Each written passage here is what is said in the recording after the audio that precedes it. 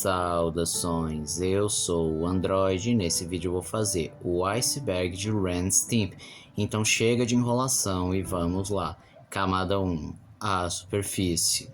Ren Howick e Stimpy J. Cat, esses são os protagonistas da série em que Ren é um chihuahua psicótico com vários impulsos de um assassino e o Stimpy é um gato que não é muito esperto. Spunko é o estúdio que animou Ren e Stimpy nas primeiras temporadas, especialmente quando John Kricfalusi, o criador da série, ainda participava, e para muitos é considerado a era de ouro quando era animado por esse estúdio. Log é o nome de um comercial de uma empresa fictícia de Ren e Stimpy que passava entre os episódios e geralmente era o quê? Um pedaço de madeira.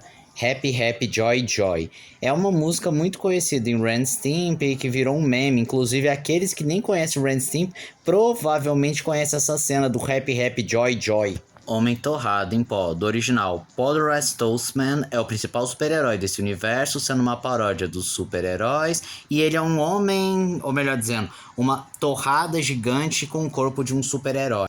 Senhor Cavalo, outro coadjuvante muito conhecido de Ren e Stimpy, conhecido especialmente pelo seu bordão de estar sempre apático, sendo sarcástico e ácido com os personagens principais.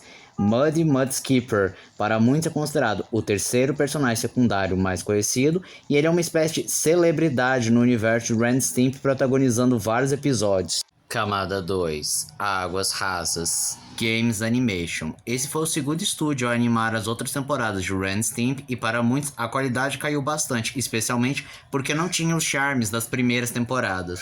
George Liquor. Ele é uma espécie de antagonista, entre muitas aspas, que gerava muita revolta na Nickelodeon porque ele era muito agressivo, ríspido e não passava uma ideia muito boa para um desenho para crianças. Regis McGettys. Ele foi um substituto por George Liquor, que também era bem ríspido, cruel, mas nem tanto quanto anteriormente citado. Wilbur Kolb. Ele é um personagem que apareceu nas últimas temporadas, sendo um velhinho com faculdades mentais bem debilitadas. Ele exerce vários papéis, como por exemplo, o Jardineiro de Deus, Senhor e Senhora Pipe. Eles são um casal de vizinhos que aparece esporadicamente em alguns episódios de Ren e Stimpy, e o que se destaca é que seus rostos nunca foram revelados durante a série. Billy West é um ator de voz muito conhecido por fazer a voz tanto do Stimpy quanto do Ren. Pergunte ao Doutor Estúpido. Era um interlúdio entre episódios em que o Stimpy fingia ser um médico e faziam perguntas pra ele e ele respondia do jeito que só o Stimpy pode responder. Videogames. Houveram vários jogos de Ren e Stimpy para várias gerações, como GameCube, Super Nintendo, Game Boy, DVD e VHS. Natural, né? Porque a Nickelodeon queria ganhar dinheiro com os produtos em cima de Ren e Stimpy, os outros Nicktoons estavam recebendo DVD e VHS e o Ren e Stimpy não foi diferente. Brinquedos. Também houveram vários brinquedos de Ren e Stimpy, seja na época que eles venderam pelúcias, bonecos, itens colecionáveis, ou itens de colecionador, como camisetas, canecas e Funko Pop. Comics. Ren e Stimpy também teve sua série de quadrinhos que, diga-se de passagem, foram bem mais longevos do que o próprio desenho, e que houve uma curiosidade bizarra, até a Marvel fez alguns quadrinhos de Ren e Stimpy. Camada 3, Águas Médias. Ren e Stimpy Adult Party Cartoons. Essa foi a versão adulta de Ren e Stimpy, em que o John Kricfalusi teve mais liberdade e teve aquelas piadas adultas, mais teor sexual, coisas bizarras e grotescas, só que acabou sendo cancelado por não ser tão bom quanto o desenho original. Mas pasme, essa foi a melhor coisa que saiu depois do desenho original, só pra você ver como a régua é muito baixa. Ren tentou quebrar o pescoço de Stimpy. Esse é um dos momentos mais sombrios que aconteceu no episódio O Fã-Clube do Stimpy, em que numa crise de ciúme, o Ren cogita em simplesmente apertar e quebrar o pescoço do Stimpy, só que no último segundo a sua consciência acaba o impedindo, numa cena também incrivelmente grotesca. Paródias. Já que foi muito disruptivo o desenho de Ren e Stimpy, é claro que houveram várias paródias, seja para homenagear ou só para tirar sarro de Ren e Stimpy. A visita a Anthony. Esse foi um episódio dedicado a um verdadeiro fã de Ren e Stimpy chamado Anthony, que inclusive fez a própria voz, e aí é no mínimo bonitinho esse episódio, fora do padrão em relação ao que Ren e Stimpy fazia. Censuras. Não é segredo pra ninguém que o Ren e Stimpy sempre foi um desenho controverso, que sempre esteve naquela linha do impróprio, com várias cenas que foram cortadas, episódios que foram reescritos. Enfim, esse desenho deu muita, mas muita dor de cabeça pra Nickelodeon. Stimp's Breakfast Types, numa tradução bem livre, é Dicas de Café da Manhã do Stimp. Era um segmento das primeiras temporadas em que o Stimp dizia e dava dicas sobre o café da manhã. Nada demais, com exceção de uma cena bem específica em que o único frame o Stimp ficou com os olhos pretos. Uma impressão bem amaldiçoada. Camada 4. Águas Profundas. Episódio Proibido. O Melhor Amigo do Homem é considerado o episódio mais polêmico de Ren Stimp, pois não só mostrar o personagem George Lico sendo bem mais agressivo e ríspido e praticamente torturando os protagonistas, como o próprio Ren, acaba esmagando ele com um remo e dá uma risada psicopata no final, o que chocou muitos pais e crianças ficaram assustados, e essa foi a gota d'água para Nickelodeon, que já recebia várias reclamações em relação ao desenho, e somado aos problemas de produção com John, ele acabou sendo demitido e cancelaram o desenho. Outro episódio que também tendem a não passar é do Homem Louva-a-Deus, por conta da cena que ele devora a cabeça de um homem.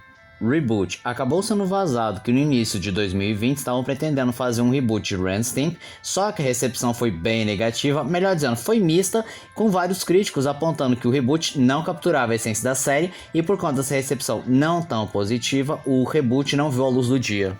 Gays. Existe um forte debate se Ren Stimp são um casal gay e isso vai depender exclusivamente do episódio, porque existem episódios que eles agem mais como amigos e colegas de quarto, outros eles claramente parecem um casal que estão apaixonados entre si, mas ninguém da produção realmente resolveu esse mistério.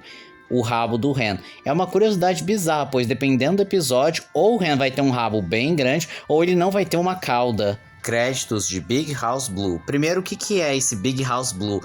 É o nome do piloto que introduziu Ren Stimp pela primeira vez, e o que destaca é que seus créditos são completamente diferentes dos créditos do desenho. Bob Esponja. Naquele segundo filme do Bob Esponja, um herói fora d'água, originalmente era para ter um curta de Ren Stimp em que eles se encontravam com Bob Esponja, mas acabou sendo cortado e nem sequer foi animado, diga-se passagem.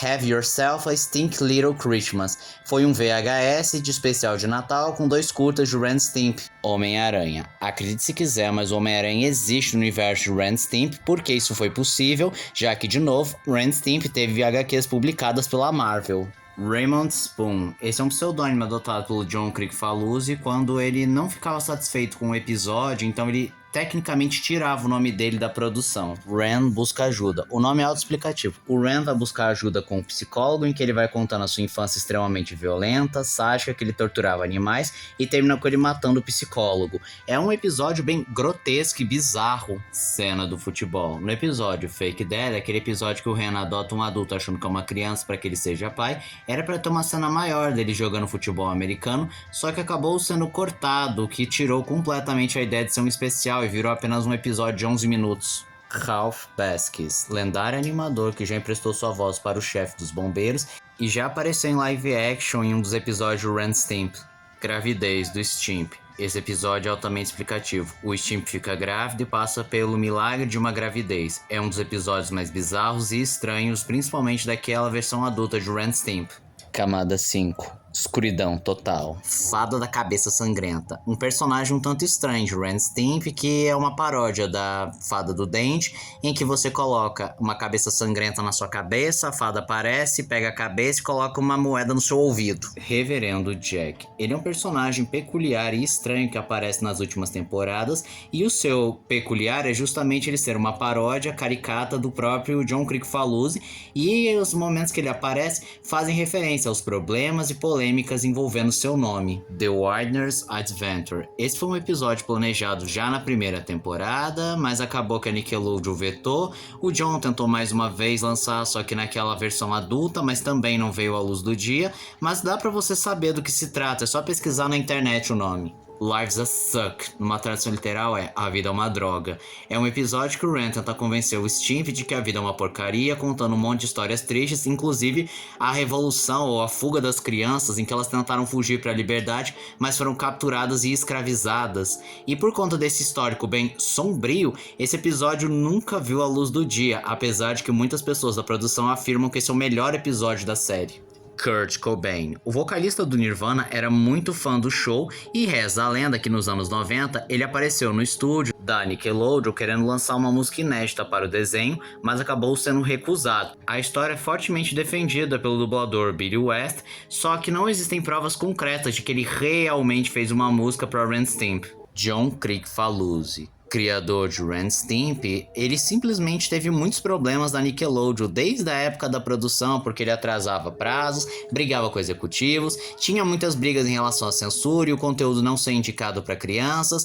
E pessoas que trabalharam com John também apontavam que ele era emocionalmente abusivo, explosivo e criava um ambiente de trabalho tóxico, tanto que muitos afirmam que muitos elementos bizarros e psicóticos presentes no desenho refletem parte da personalidade do autor. E quando teve aquele episódio do melhor amigo do homem, ele acabou sendo demitido e removido do seu próprio desenho, e ele tentou emplacar com outros desenhos e animações em geral, mas nunca alcançando o mesmo sucesso de Ren Stimp. Mas o que enterrou de vez a sua carreira foram as alegações que ele se envolveu com menores de idade, até mesmo na época de Ren Stimp. E detalhe, ele não escondia de absolutamente ninguém, e isso era público, todo mundo sabia disso. E ele tentou se justificar dizendo que ele sofre de borderline ou bipolaridade não diagnosticada, TDAH, mas as pessoas não engoliram isso e na realidade acharam que ele apenas estava tentando desviar das acusações e crimes que ele cometeu. E esse foi o vídeo de hoje. Se você gostou do vídeo, se inscreva no canal, compartilhe o vídeo, comente, dê seu like. Também não esqueçam de ativar as notificações, chave de like caso gostem dos meus vídeos.